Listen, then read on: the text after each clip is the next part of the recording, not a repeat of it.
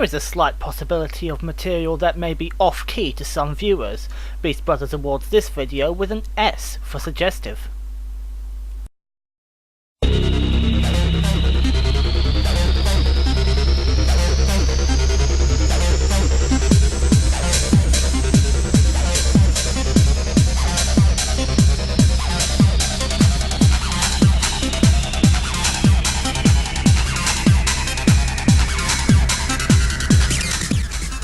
Good day to you, I'm Mark Mitchell, and welcome to another edition of the British Blogger. I know that it's been quite a while since I made a British Blogger review, but I felt that now was the time to make another. And in case anybody is wondering, yes, I do now have this human identity, of which I can change back and forth between Pup Mark and Human Mark. But that's enough about me. It's time now to introduce today's topic, Knightmare. Knightmare was a British game show created by journalist Tim Child. The show ran from 1987 to 1994 and was made by the ITV region Anglia Television with the collaboration of Tim's company Broadsword Productions. And yes, Anglia is, or was, the regional broadcasting to me in Peterborough. The show involved 4 kids, typically aged between 11 and 16, going through a virtual reality world created by a computer. One of the 4 donned a helmet, called the Helmet of Justice. It blinded the player to the way ahead, meaning that his or her 3 friends had to guide them through the world by means of explaining the rooms, who and what was in them, and what hazards they could face.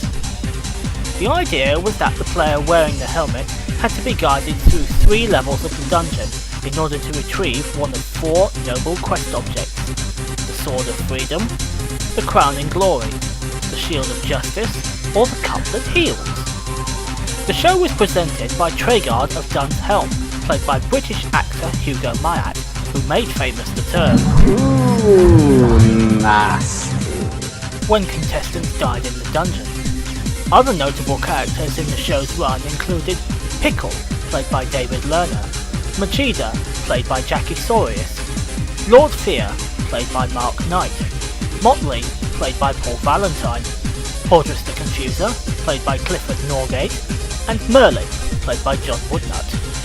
The contestant wearing the helmet had to be guided through 3 levels of ever-increasing difficulty. During their time in the dungeon, they not only had to avoid various traps, but they were also against the clock that they carried throughout their journey.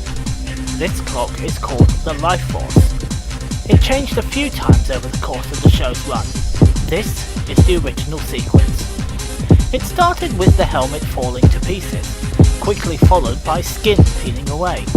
Don't worry, the producer didn't include blood in this sequence, as it was a kid's show. When it got to red, however, and the skull, it too began to crumble, until the eyes rolled away, and it was game over.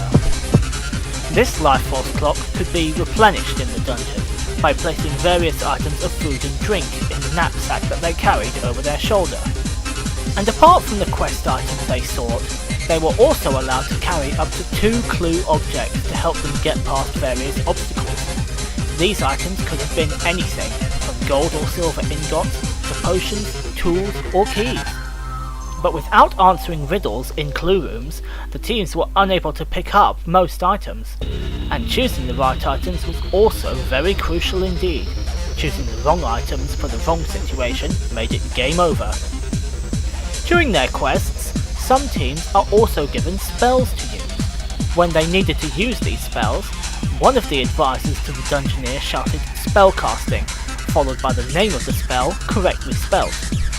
Some spells also needed to be dispelled. This was done by the advisor shouting "dispel", followed by the letters of the spell in a random order, other than correctly. During the show's run over 8 years, 69 teams answered the challenge of Knightmare Castle and hurled the gauntlet down. Of those 69, many of them would fall victim to the traps, while only a handful of them made it through without a scratch. In fact, only 8 of the 69 teams successfully conquered the dungeon. As an avid video gamer and computer freak, this was a wonderfully prime example of modern technology, combined with a fantastic game show. Now I myself wasn't born when this show first went out.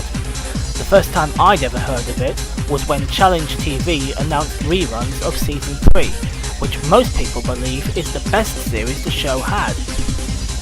I myself don't have a favourite series of the show, as there are so many good and bad elements of each series, it's difficult to pick out any one in particular. But if I was forced to pick one for no apparent reason, I would choose Series 6. And don't ask me why, because I don't have a very good answer for my choice. And as you might expect, some things about the show were good, while others were not. The acting style was brilliant, and the way the characters portrayed themselves was just class. But one of my pet hates of the first 2 seasons in particular was one of the characters that appeared in them. I speak of Lilith, played by Mary Miller. Oh, that witch really got on my nerves, thinking that she had control over everybody, especially Treguard. It was like she was the Queen of Hearts in Alice in Wonderland.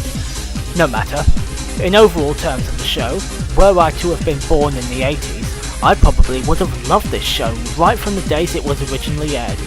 But at least I've lived to see all of the episodes aired on my favourite TV channel as I was growing up.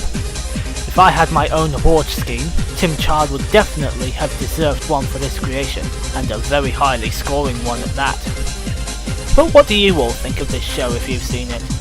I'd love you to leave your comments below. And on that note, that brings me to the end of yet another episode of The British Blogger. I've been Mark Mitchell, and until we meet again, fare thee well!